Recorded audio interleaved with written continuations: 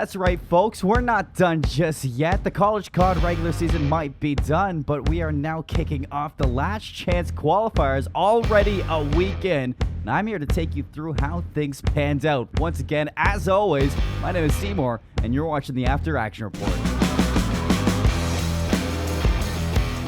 The gauntlet began in the Midwest with Tier 4 Cincinnati Cod taking on Tier 3 UW Esports. And when you're playing from round 1 in the LCQ and have to claw yourself from the bottom to the top, you gotta come out hot. Wouldn't you know it, Cincinnati had the same exact thought. It was two nail-biter second and third maps that ultimately went the way of the Bearcats to take the dub 3-0, and they'll go on to face Southern Illinois in the bracket next. And my friends, that is how you start a tournament. 12-4, make it 13-4 on 6 in a row, looking for this glide bomb back in for the contention. He knows he's here, has to play for the streak, patiently as ever, but there it is. Glide bomb going to be locked down. Big plays out of Sam Early. Next up in the Midwest, we have Tier 2's Louisville Esports taking on Tier 3's Concordia, Wisconsin.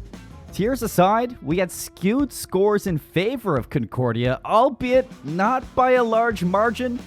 And last year, Concordia managed to sneak their way into playoffs by way of the LCQ. It looks like they're working their magic once again.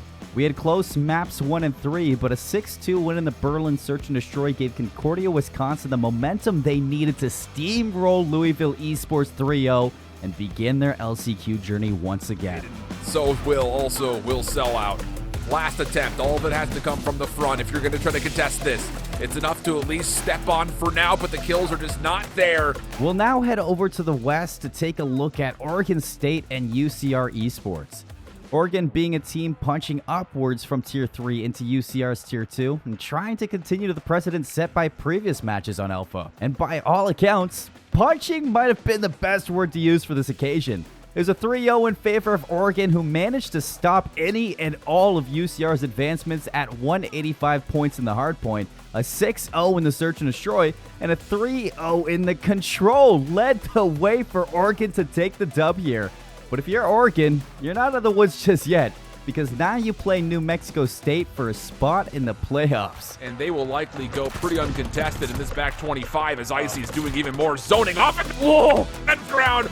It's a triple for Icy, 6 in a row. Well, wouldn't you know, we're in the Midwest on Bravo as well, looking at Roosevelt University taking on Henderson State. And my word, did Henderson have their work cut out for them. Both these teams may come from Tier 3 in the Midwest, but Roosevelt ended their season with a 7-win gap between Henderson. And while Roosevelt managed to take the win in, let's be real, an expected 3-0, I want to take a second and give props to Henderson. A 20-point difference in the hardpoint and a round 11 in the Search and Destroy. By all means, Henderson, you exceeded expectations. The movement, and now you lose lives 2-2, 5 seconds left. Leo's gonna get the close quarter. That's a 1v1. He's gotta hop on, and he gets Michael. Oh, and a decisive 1v1. We'll head over to the Midwest Group C for Trojan Esports and the Shawnee State Bears. Pretty even records for both of these schools, even with Trojans coming from Tier 2 and Shawnee from Tier 3. The Bears coming off a win as well against Iowa State. They're looking to keep the momentum going here, and it looks good off the start. 2 straight bangers from the side of Shawnee would quickly be flipped on its head as the Trojans buckled down, leaned forward, and took the series the distance to a round 11 1v1 in Boca Search and Destroy that went the way of Trojans' Gusher Goblin to secure the 3-2 reverse sweep. A momentous win for Dakota State and a heartbreak for the Shawnee Bears. Oh no! 1v1 situation. Round 11, White Chickens finds 2. Trying to find the third player tucked in this right corner and needing the defuse. I don't know if he's going to find it. The Trojans take it. We finish off the day in the West Group G with the CSULB Sharks taking on the Bethany Swedes. And let it be known, Bethany, they're coming off a banger Game 5 win against USAFA. Pretty even records for both of these teams, but Bethany will be the Tier 3 school punching up to the Tier 2 Sharks. Bethany had a great 6-2 win in the Search and Destroy, but my word, the Sharks absolutely smacked them upside the head in the respawns to pave the way for a 3-1 win. And they'll go ahead to play Oregon for their spot in playoffs. Ooh, baby, it's kicking off. And already the pressure, look at Bethany's Cod. just throwing it on them. Day 2 is going to be all about the Northeast and Southeast with a matchup of Michigan State Cod and the Cornell Big Red in their first match of Group H. After 2 straight losses to start off the series, Cornell managed to push things to a Game 4, but Michigan State came in hot and stayed hot. Aside from the loss in the control, Michigan State had this matchup in the palm of their hands, and they took the series 3-1. And with that, we bid adieu to 2 Season 0 OGs from Cornell in Thor and Lonely Duck. We love you and wish you the best. Sinjet, you can try to pull it off here. Val around the corner. First shots are going to be good. Now you got to get onto the point. They'll keep them alive. Continuing our run through the Northeast, we had Montclair State Cyberhawks and Army West Point. This will be their second matchup on the year, previously with Montclair State beating West Point in the Stage 2 Tier 3, and they're looking to sing the same song here. And what a song it was. We had close back and forth maps that we saw, with West Point managing to at least push the match to a second hard point. Unfortunately for them, that was all they can muster as the Cyberhawks took the win 3-1 and will go on to play UW Esports in the second week of LCQ play. Doesn't commit to the gunfight, allowing Colo a second chance at life. Problem about this is you need to collect the bomb and White Claw in the back. What? Is that a little jump scope from Scrappy? Heading over to the Southeast, we'll pick up in round 2 of Group F with Clemson Esports taking on Alabama Huntsville. Clemson coming from the top of their Tier 2 and Alabama from Tier 3. No Cinderella stories tonight. Clemson started off hot and kept the momentum up 3 straight maps to take the win against Alabama Huntsville in a quick 3-0. Down low, able to hold on to his life. Looking for that next battle. He'll find Real again. 3 lives remaining for Alabama. Make it 2. This is looking like it's going to be done and dusted. Clemson Esports. We'll go back to the Northeast to take a look at Sacred Hearts and Buffalo in Group E.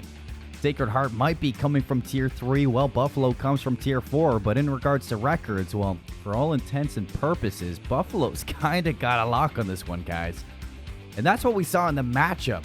Sacred Heart steals a convincing Bocage Search and Destroy, but the response decisively in favor of Buffalo for them to end the series 3-1 cleanly. Now in a 1v2 situation, JFK and Foolish going to need to snuff out the Doctor, as the Doctor is going to be making his way through the tunnel and oh my god! Next on Bravo was Farmingdale State Esports going up against Ferris State in both their first matches inside the LCQ. The stats were skewed heavily in favor of the Rams, with double the wins of Ferris State. Ferris are looking at one hefty mountain to climb if they want to make some waves in this matchup. For Farmingdale, though, it was as good a start in the LCQ as you could ask for. A 3-0 just doesn't describe what we saw inside the match, but a 6-0 in the Search and Destroy, it might tell you everything you need to know.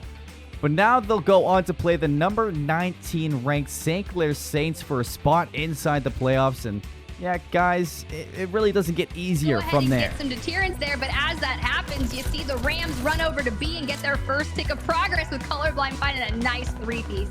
Postseason CCL is a crazy time, and not all matches in the LCQ are going to be caught on stream. So head over to our website, collegecod.com, to keep up with all the action inside of the LCQ and what teams make it, what teams don't, because playoffs are right around the corner. And we'll be trying to keep you up to date on our Twitter, so follow us at CollegeCod. And don't forget, Mondays and Tuesdays, twitch.tv/CollegeCod and twitch.tv/CollegeCod Bravo. You don't want to miss every single drop of action over the next month through LCQ and playoffs, because it's about to be a banger. And once again, folks, my name is CMoore, and you have been watching the After Action Report.